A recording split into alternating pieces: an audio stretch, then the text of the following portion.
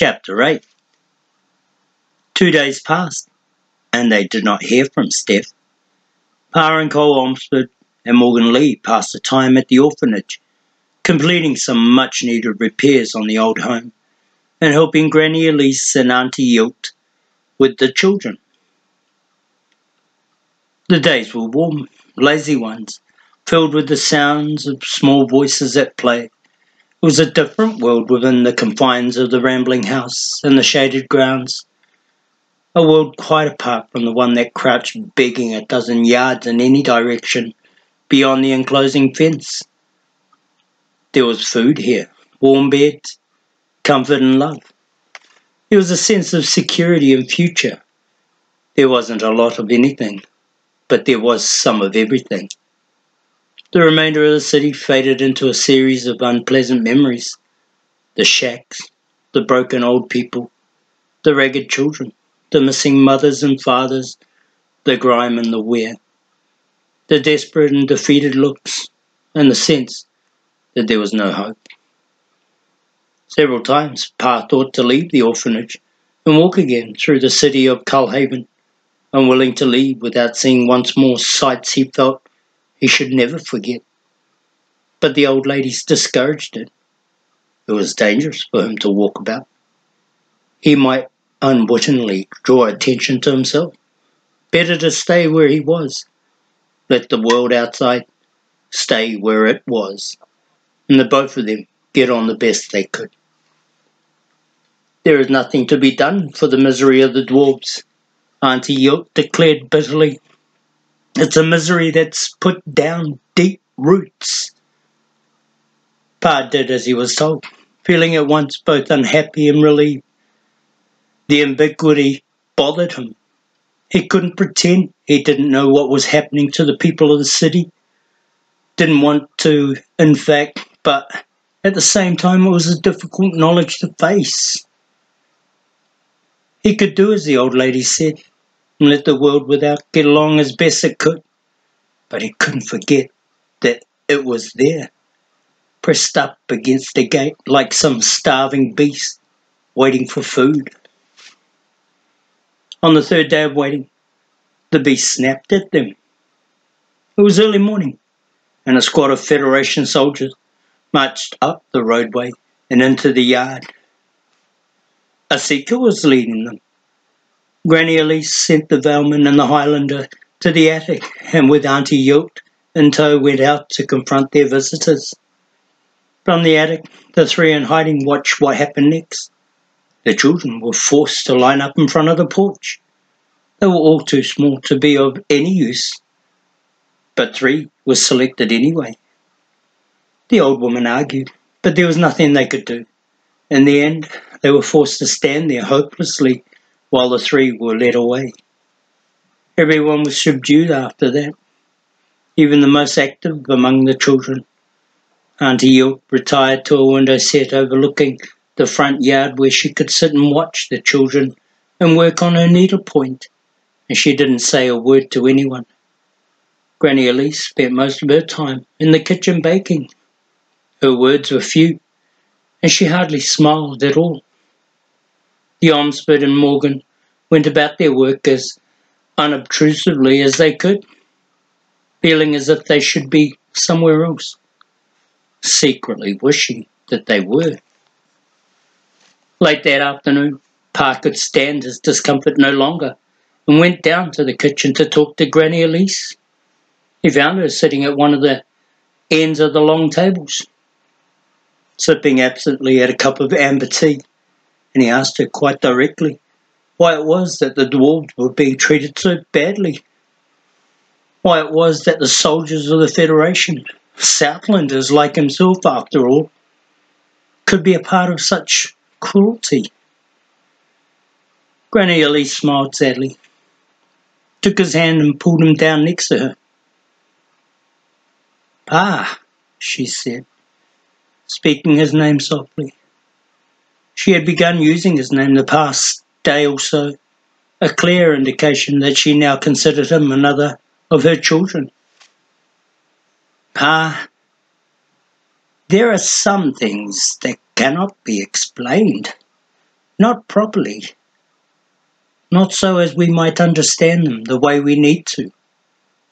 I think sometimes there must be a reason for what's happening, and other times that there cannot be because it lacks any semblance of logic.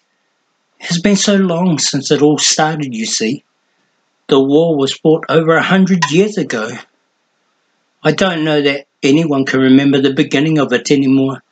And if you cannot remember how it began, how can you determine why it began? She shook her squarish head and hugged him impulsively. No, I'm so sorry, Pa. But I don't have any better answer to give you. I suppose I gave up trying to find one a long time ago. All my energy these days is given to our caring of the children. I guess I don't believe questions are important anymore, so I don't look for answers. Someone else will have to do that. All that matters to me is saving the life of one more child, and one more after that, and another, until the need to save them doesn't exist anymore. Pa nodded silently and hugged her back, but the answer didn't satisfy him. There was a reason for everything that happened, even if the reason wasn't immediately apparent. The dwarves had lost the war to the Federation. They were a threat to no one. Why then were they being systematically ground down? It would have made better sense to heal the wounds that the war had opened than to throw salt into them. It almost seemed as if the dwarves were being intentionally provoked, as if a cause for them to resist were being deliberately provided. Why would that be? Perhaps the Federation wants an excuse to exterminate them altogether, Cole suggested blackly when Pa asked his opinion that night after dinner. You mean you think the Federation believes the dwarves are of no further use, even in the mines? Pa was incredulous. Or that they're too much trouble to supervise or too dangerous, so they ought to simply be done away with. The entire nation. Cole's blocky face was impassive. I mean, I know what I've seen. What we've both seen. It seems pretty clear to me what's happening. Pa wasn't so sure. He let the matter drop because for the moment he didn't have any better answer, but he promised himself that one day he would. He slept poorly that night and was already awake when Granny Elise slipped into the sleeping room at dawn to whisper that Teal had come for them. He rose quickly and dragged the covers from Cole and Morgan. They dressed, strapped on their weapons, and went down the hall to the kitchen, where Teal was waiting. A shadow by the door, masked and wrapped in a drab forest cloak, they gave her the look of a beggar. Granny Elise gave them hot tea and cakes, and kissed each of them. Auntie Yilt warned them sternly to keep safe from whatever dangers might lie in wait for them, and Teal led them out into the night. It was dark still, the dawn not yet even a small glimmer in the distant trees, and they slipped silently through the sleeping village, 4 ghosts in search of a haunt. The morning air was chill, and they could see their breath cloud the air before them in small puffs. Teal took them down back pathways and through dense groves of trees and gatherings of brush, keeping to the shadows, staying away from the roads and lights. They moved north out of the village without seeing anyone. When they reached the Silver River, Teal took them downstream to its shallows, avoiding the bridges. They crossed water like ice as it lapped at their legs. They were barely in the trees again when Steph appeared out of the shadows to join them. He wore a brace of long knives at his waist, and the giant mace was slung across his back. He said nothing, taking the lead from Teal and guiding them ahead. A few faint streaks of daylight appeared in the east, and the sky began to brighten. The stars winked down, and the moon disappeared. Frost glimmered on leaves and grasses like scattered bits of crystal. A bit farther on, they reached a clearing dominated by a massive old willow, and Steph brought them to a halt. Backpacks, rolled blankets, foul-weather gear, cooking implements, water bags and forest cloaks, for each of them were concealed in an old hollow tree trunk that had fallen into the brush. They strapped everything in place without speaking, and were off again. They walked the remainder of the day at a leisurely pace, bearing directly north. There was little discussion, none whatsoever, as to where they were going. Steph offered no explanation, and neither the Valeman nor the Highlander were inclined to ask. When the dwarf was ready to tell them, he would. The day passed quickly, and by mid-afternoon they had reached the foothills south of the Wolfskag. They continued on for what was perhaps another hour, following the forest line upward till where it began to thin before the wall of the mountains. Then Steph called a halt in a pine-sheltered clearing close to a small stream that trickled down out of the rocks. He led them over to a fallen log and seated himself comfortably facing them. If rumours are to be believed, and in this case rumours are all we have, Walker Boh will be found in Darklin Reach. To get there, we will travel north through the Wolfskag, in through the Pass of Noose, out through the Pass of Jade, and from there east into the Reach. He paused, considering what he saw in their faces. There are other ways, of course, safer ways, some might argue, but I disagree. We could skirt the Wolfskag to the east or west, but either way we risk an almost certain encounter with Federation soldiers or gnomes.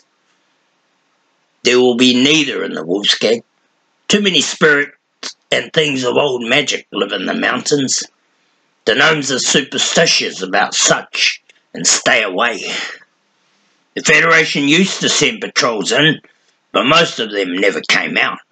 Truth is, most of them just got lost up there because they didn't know the way I do. His listeners remained silent. Finally, Cole said, I seem to remember that a couple of our ancestors got into a good bit of trouble when they took this same route some years back. Steph shrugged. No, I wouldn't know about that. I do know that I have been through these mountains dozens of times and know what to look for. The trick is to stay on the ridgelines and out of the deep forests. What lives in the Wolfskag prefers the dark. There's nothing magic about most of it. Cole shook his head and looked at Pa. I don't like it. Well, the choice is between the devil we know and the one we suspect, Steph declared bluntly. Federation soldiers and their gnome allies, which we know are out there, or spirits and wraiths, which we don't. Shadowing, Pa said softly. There was a moment of silence. Steph smiled grimly. Haven't you heard, Valman? There aren't any shadowing. That's all a rumour. Besides, you have the magic to protect us, don't you? You and the Highlander here. What would dare challenge that? He looked about, sharp eyes darting from one face to the next. Come now. No one ever suggested that this journey would be safe. Let us have a decision. I won't make you go into the Wolfskag if you think it is too dangerous. But you have heard my warning about the choices left us if we forego the mountains. Pay heed. There wasn't much any of them could say after that, and they left it to the dwarf's best judgment. This was his country after all, not theirs, and he was the one who knew it. They were relying on him to find Walker Boh, and it seemed foolish to second-guess the way he thought best to go about it. They spent the night in the clearing of pines, smelling needles and wildflowers, and the crispness of the air. Slept undisturbed and dreamless in a silence that stretched far beyond where they could see. At dawn, Steph took them up into the Wolfskag. They slipped into the Pass of Noose where the gnomes had once tried to trap Shay and Flick Omsford, crossed the rope walkway that bridged the chasm at its centre, wound their way steadily upward through the ragged, blunted peaks of a slab-sided stone and forested slopes, and watched the sun work its way across the cloudless summer sky. Morning passed into afternoon, and they reached the ridgelines, running north, and began following their twist and bend. Travel was easy, the sun warm and reassuring, and the fears and doubts of the night before began to fade. They watched for movements in the shadows of a rock and wood, but saw nothing. Birds sang in the trees, small animals scampered through the bush and forests here, and seemed very much the same as forests everywhere in the forelands. The Valeman and the Highlander found themselves smiling at one another. Steph hummed tonelessly to himself, and only Teal showed nothing of what she was feeling. When nightfall approached, they made camp in a small meadow, nestled between two ridgelines, cropped with fir and cedar. There was a little wind, and the day's warmth lingered in the sheltered valley long after the sun was gone. Stars glimmered faintly in the darkening skies, and the moon hung full against the western horizon. Pa recalled again at the old man's admonition to them that they were to be at the Hay-Churn on the first day of the new moon. Time was slipping past. But it wasn't of the old man or Eleanor that Pa found himself thinking that night as the little company gathered around the fire. Steph had permitted them and washed down their dinner with long draughts of spring water. It was of Walker Boh. Pa hadn't seen his uncle in almost 10 years, but what he remembered of him was strangely clear. He had been just a boy then, and his uncle had seemed rather mysterious. A tall, lean man with dark features and eyes that could see right through you. The eyes. That was what Pa remembered most, though he remembered them more for how remarkable they had seemed than for any discomfort they might have caused him. In fact, his uncle had been very kind to him, but always rather introspective or perhaps just withdrawn. Sort of there, but at the same time somewhere else. There were stories about Walker Boh even then, but Pa could recall few of them. It was said he used magic, although it was never made clear exactly what sort of magic. He was a direct descendant of Bryn Omsford, but he had not had use of the wish song. No one on his side of the family had, not in 10 generations.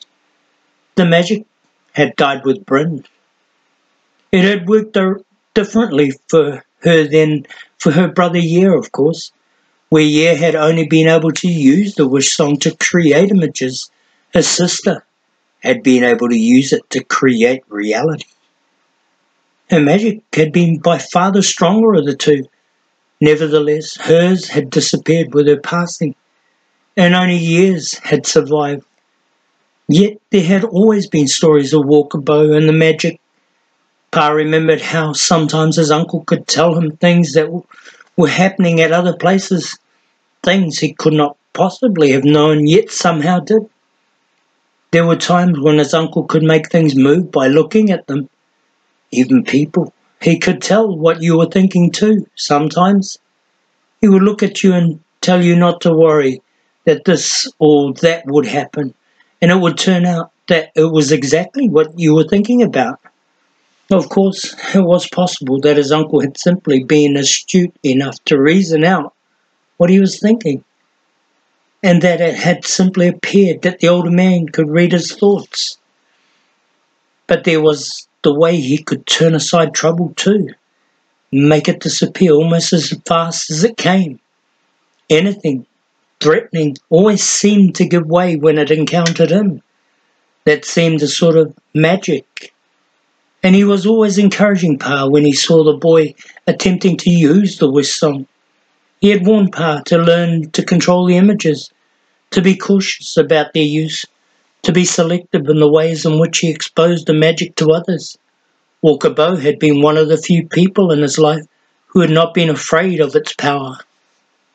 So as he sat there with the others in the silence of the mountain night, the memories of his uncle skipping through his mind, His curiosity to know more was piqued anew, and finally he gave in to it and asked Steph what tales the other had heard of Walker Boh. Steph looked thoughtful. Most of them come from woodsmen, hunters, trackers and such. A few from dwarves who fight in the resistance like myself and who pass far enough north to hear of the man. They say the gnome tribes are scared to death of him. They say they think of Walker Boh in the same way they think of spirits. Some of them believe that he's been alive for hundreds of years, that he's the same as the druids of legend. He winked. Guess that's just talk, though, if he's your uncle. Pa nodded. I don't remember anyone ever suggesting he hadn't lived the same number of years as any normal man. One fella swore to me that your uncle talked with animals, and that the animals understood. He said he saw it happen, that he watched your uncle walk right up to a moorcat, the size of the plains, bull and speak with it, the same way I'm speaking with you.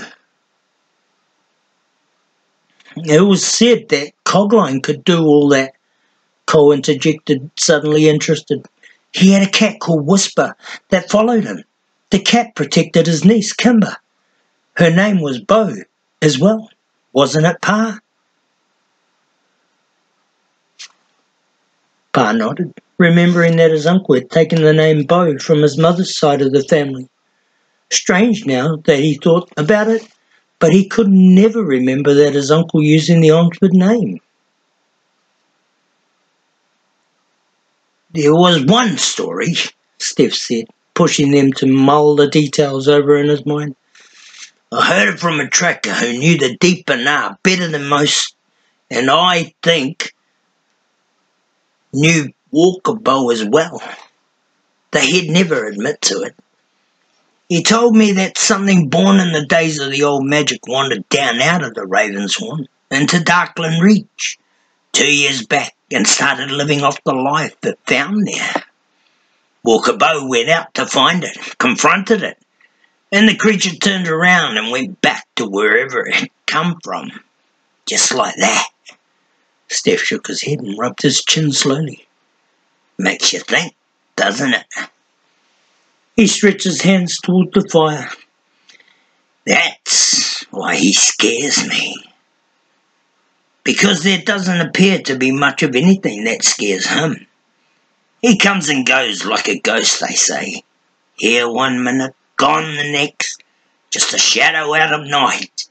I wonder if even the shadow wouldn't frighten him. I'd guess not. Maybe we should ask him, Cole offered with a sly grin. Steph brightened. Well now, maybe we should, he agreed. I suggest you be the one to do it, he laughed.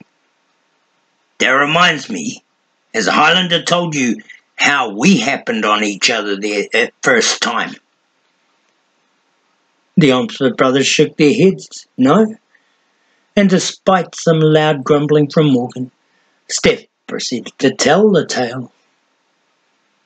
Morgan was fishing the eastern end of the Rainbow Lake at the mouth of the Silver River some 10 months earlier when a squall capsized his craft, washed away his gear, and left him to make his way ashore as best he could.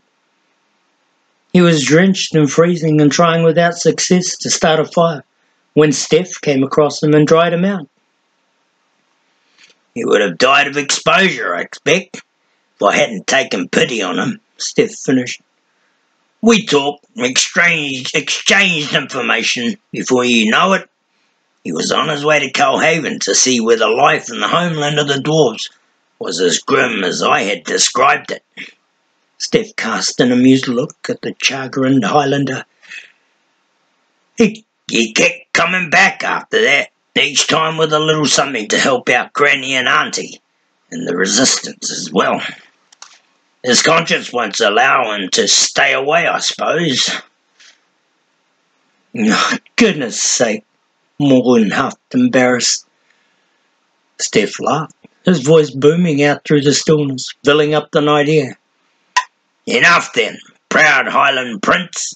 We will talk of someone else." He shifted his weight and looked at Pa.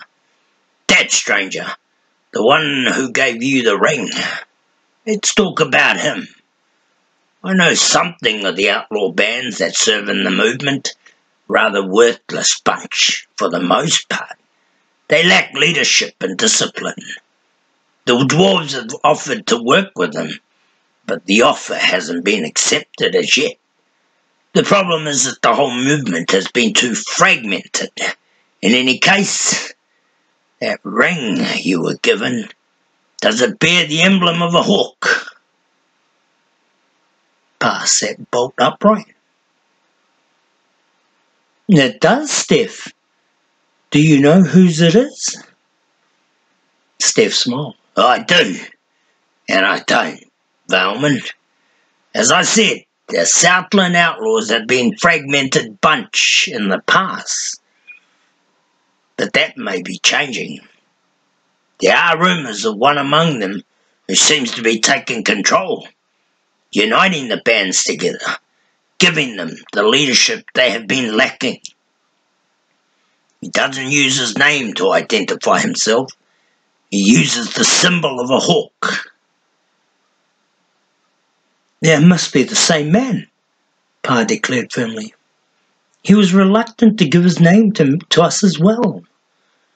Steph shrugged. "Names are often kept secret in these times, but the way in which he managed your escape from the Seekers, well, it sounds like the man I have been hearing about. They say he would dare anyone or anything where the Federation is concerned." "He was certainly bold enough that night," Pa agreed, smiling. They talked a bit longer of the stranger, the outlaw bands in both Southland and Eastland, and the way in which the four lands festered like an open sore under Federation rule. They never did get back to the subject of Walker Boh. But Pa was content with where they had left it. He had his mind made up where his uncle was concerned. It did not matter how frightening Walker Boh appeared to others, to Steph, or anyone else. He would remain for Pa the same man he had been when the Valman was a boy, until something happened to change his mind, and he had a curious feeling that nothing would. Their talk dwindled finally, interrupted by frequent yawns and distracted looks, and one by one they began to roll into their blankets. Pa offered to build the fire up one final time before they went to sleep, and walked to the edge of the trees in search of deadwood. He was in the process of gathering some pieces of old cedar that had been blown down by the winds last winter, when he suddenly found himself face to face with Teal. She seemed to materialize right in front of him, her masked face intent, her eyes quite steady as she looked at him. "Can you make the magic for me?" she asked quietly. Pa stared. He had never heard her speak, not once, not a single time since he had encountered her that first night in Granny Elisa's kitchen. As far as he had been able to determine, she couldn't. She had travelled with him as if she were Steph's faithful dog, obedient to him, watchful of them, unquestioning and aloof. She had sat there all evening listening and not speaking, keeping what she knew and what she thought carefully to herself. Now this. "Can you make the images?" she pressed. Her voice was low and rough. "Just one or two, so I can see them. I would like it very much if you could." He saw her eyes then, where he hadn't seen them before. They were a curious azure, the way the sky had been that day, so high up in the mountains, clear and depthless. He was startled by how bright they were, and he remembered suddenly that her hair was a honey colour beneath the covering hood, behind the concealing mask. She had seemed rather unpleasant before in the way in which she chose to distance herself from them, but now, standing here amid the silence and shadows, she just seemed small. "What images would you like to see?" he asked her. She thought for a moment. "I would like to see what Culhaven was like in the days of Eleanor." He started to tell her. He wasn't sure what Culhaven had been like that long ago, then caught himself and nodded. "I can try," he said. He sang softly to her, alone in the trees, reaching out with the magic of the wish song to fill her mind with images of the villages that might have looked 300 years ago. He sang of the Silver River, of the mead gardens, of the cottages and homes, all carefully tended and kept, of life in the home city of the dwarves, before the war with the Federation. When he was finished, she studied him expressionlessly for a moment, then turned without a word and disappeared back into the night. Pa stared after her in confusion for a moment, then shrugged, finished picking up dead wood and went off to sleep. They struck out again at dawn, working their way along the upper stretches of the Wolfsgate, where the forest thin and the sky hovered close. It was another warm, bright day, filled with good smells and a sense of endless possibilities. Breezes blew gently against their faces. The woods and rocks were filled with tiny creatures that darted and flew, and the mountains were at peace. Despite all that, Pa was uneasy. He hadn't felt that way the previous 2 days, but he did so on this one. He tried to dispel the uneasiness, telling himself it lacked any discernible cause, that it was probably the result of needing something to worry about when it appeared that Steph had been right about this being the safest way after all. He tried studying the faces of the others to see if they were experiencing any discomfort, but the others seemed quite content. Even Teal, who seldom showed anything, walked with an air of total unconcern. The morning slipped away into afternoon, and the uneasiness grew into a certainty that something was following them. Pa found himself glancing back on a number of occasions, not knowing what it was he was looking for, but knowing nevertheless that it was back there. He hunted through the distant trees and across the rocks, and there was nothing to be seen. Above to their right, the ridgelines rose into the cliffs and defiles where the rock was too barren and dangerous to traverse. Below to their left, the forest was thick with shadows that gathered in pools amid a tangle of heavy brush and closet black trunks. Several times, the trail branched downward into the murk. Steph, who was in the lead with Teal, motioned that way once and said, "That is what might happen to those missing Federation parties. You don't want to wander into the dark places in these mountains." It was Pa's hope that this was the source of his discomfort. Identifying the source should allow him to dismiss it, he told himself. But just as he prepared to believe that the matter had been resolved itself, glanced over his shoulder one final time and saw something move in the rocks. He stopped where he was. The others walked on a few steps, then turned and looked at him. "What is it?" Steph asked at once. "There's something back there," Pa said quietly, not shifting his eyes from where he had last seen the movement. Steph walked back to him. "There, in the rocks," Pa said and pointed. They stood together and looked for a long time and saw nothing. The afternoon was waning, and the shadows were lengthening in the mountains as the sun dropped low against the western horizon, so it was difficult to discern much of anything in the mix of half-light. Pa shook his head finally, frustrated. "Maybe I was mistaken," he admitted. "Maybe you weren't," Steph said. Ignoring the surprised look Pa gave him, he started them, walking again with Teal in the lead and himself trailing with Pa. Once or twice he told Pa to glance back, and once or twice he did so himself. Pa never saw anything, although he still had a sense of something being back there. They crossed the ridgeline that ran from east to west and started down. The far side was cloaked in shadow, the sun's fading light blocked the way entirely, and the trail below wound its way through a maze of rocks and shrub that were clustered on the mountainside like huddled sheep. The wind was at their backs now, and the sound of Steph's voice when he spoke carried ahead to them. Whatever's back there is tracking us, waiting for dark or at least twilight before showing itself. I don't know what it is, but it's big. We have to find a place where we can defend ourselves. No one said anything. Pa experienced a sudden chill. Cole glanced at him, then at Morgan. Teal never turned. They were through the maze of rocks and brush, and back on an open trail leading up again, when the thing finally emerged from the shadows and let them see what it was. Steph saw it first, called out sharply, and brought them all about. The creature was still more than 100 yards back, crouched on a flat rock where a narrow shaft of sunlight sliced through its blunted face like a lance. It looked like some sort of monstrous dog or wolf, with a massive chest and neck thick with fur and a face that was all misshapen.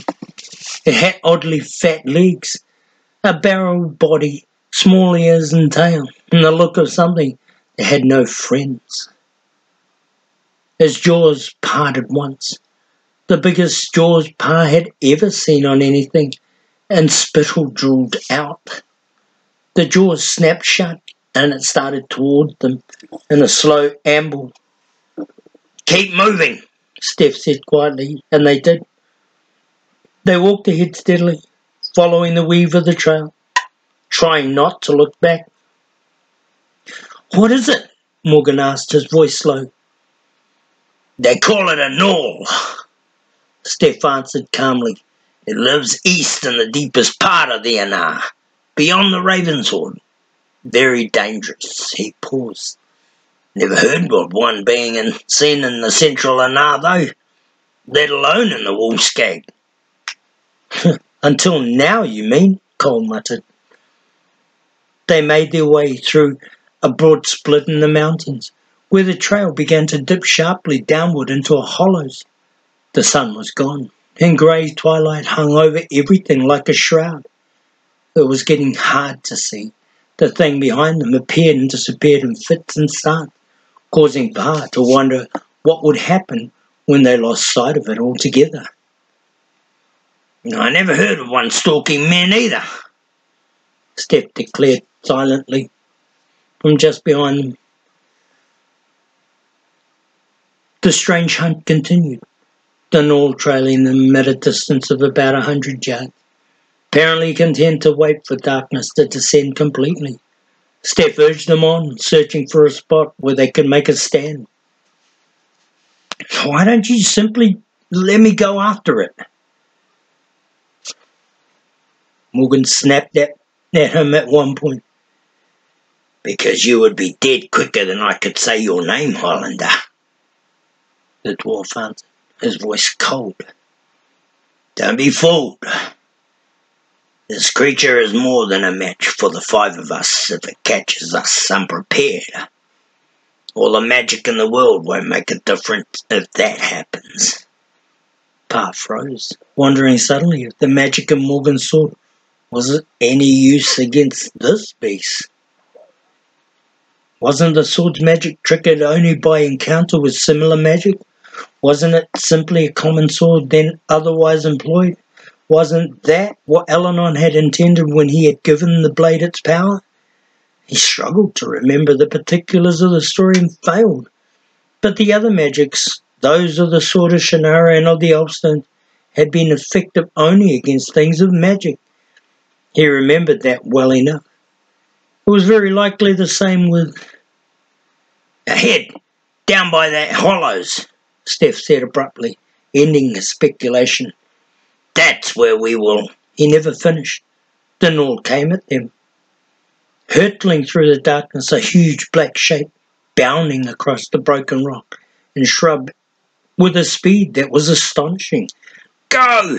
Steph shouted at them, pointed hurriedly down the trail and turned to face the beast. They went without thinking, all but Morgan, who wrenched free the sword of Lee and rushed to stand with his friend. Teal, Cole and Parr dashed ahead, glancing back just as the Nor reached their companions. The creature lunged at Steph, but the dwarf was waiting, the huge mace held ready. He caught the beast full against the side of its head with a blow that would have dropped anything else. But the Nor shrugged the blow aside and came at the dwarf again. Steph hammered it a second time, then broke past it, pulling the Highlander after him. They came down the trail in a sprint, quickly catching the fleeing Valman and Teal. Down the slope! Steph yelled, literally shoving them off the trail. They rushed into the shrub and rocks, skidding and sliding. Parr went down, tumbled head over heels, came back to his feet all in the same motion. He was disorientated and there was blood in his eyes. Steph jerked him about and dragged him forward, down the slide, the sound of laboured breathing and shouting all about him. Then he was aware of the Nor. He heard it before he saw it, its heavy body churning up the ground behind them, scattering rocks and dirt as it came, its cry an ugly whine of hunger. The magic, Parr thought, distracted. I have to use the magic. The wish song will work, confuse it at least. Steph pulled him out onto a flat rock, and he felt the others bunched around him. Stay together, the dwarf ordered. Don't leave the rock. He stepped out to meet the Nor's rush. Parr would never forget what happened next. Steph took the Nor's charge on the slope as he left, just to the left of the rock. He let the creature come right up against him, then suddenly fell back, mace jamming upward into the Nor's throat, booted feet thrusting against its massive chest. Steph went down, and the Nor went right over him, the momentum of its lunge carrying it past. The Nor could not catch itself.